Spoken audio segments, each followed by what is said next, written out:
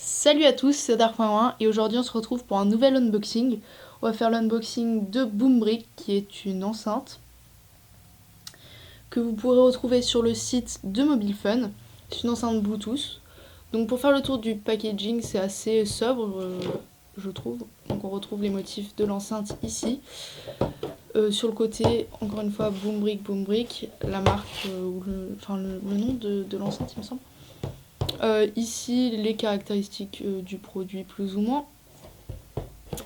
Et enfin, à l'arrière, on retrouve les spécificités de l'enceinte plus le contenu de la boîte. On va tout de suite passer au contenu du paquet. Donc tout d'abord, on va retrouver les câbles. Dans les câbles, on a un double jack 3,5 mm qui fait environ 40 cm de long, donc pour moi je pense que c'est assez suffisant.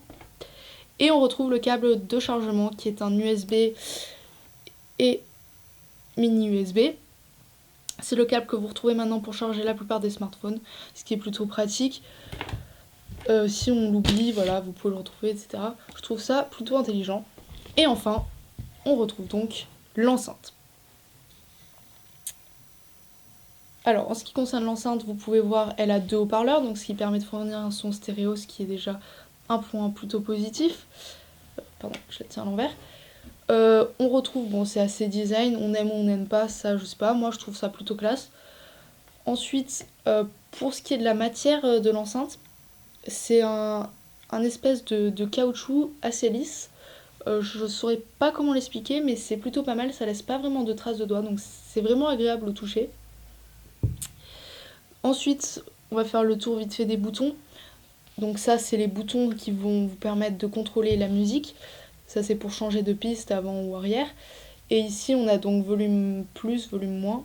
L'inverse, volume plus, volume moins pour baisser ou augmenter le volume. Et ici, on a le bouton qui va nous permettre d'allumer l'enceinte, de faire play pause et aussi de décrocher ou de raccrocher, puisque cette enceinte, comme vous pouvez le voir ici, possède un micro, ce qui va vous permettre de l'utiliser en tant que dispositif main libre pour répondre à des appels. Personnellement, je ne vois pas trop l'utilité de faire ça avec une enceinte, mais c'est toujours une fonctionnalité qui est utile, donc pourquoi pas.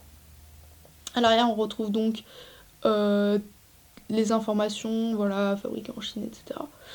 On retrouve ici la prise jack, tout simplement pour brancher votre appareil si votre appareil ne fonctionne pas sous Bluetooth ou pour éviter d'utiliser la batterie.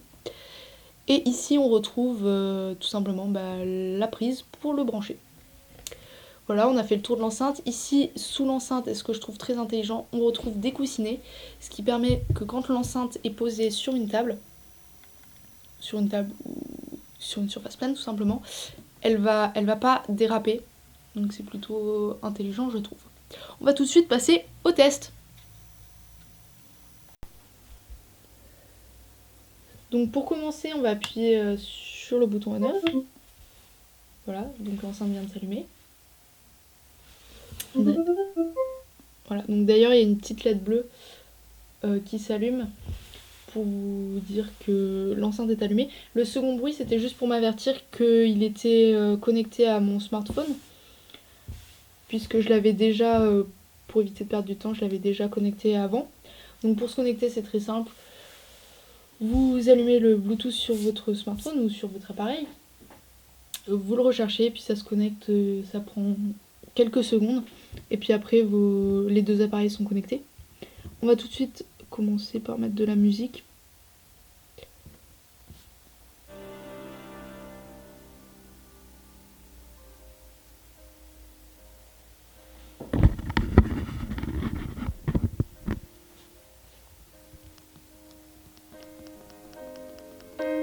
Alors, on peut augmenter le volume depuis notre appareil ou depuis l'enceinte,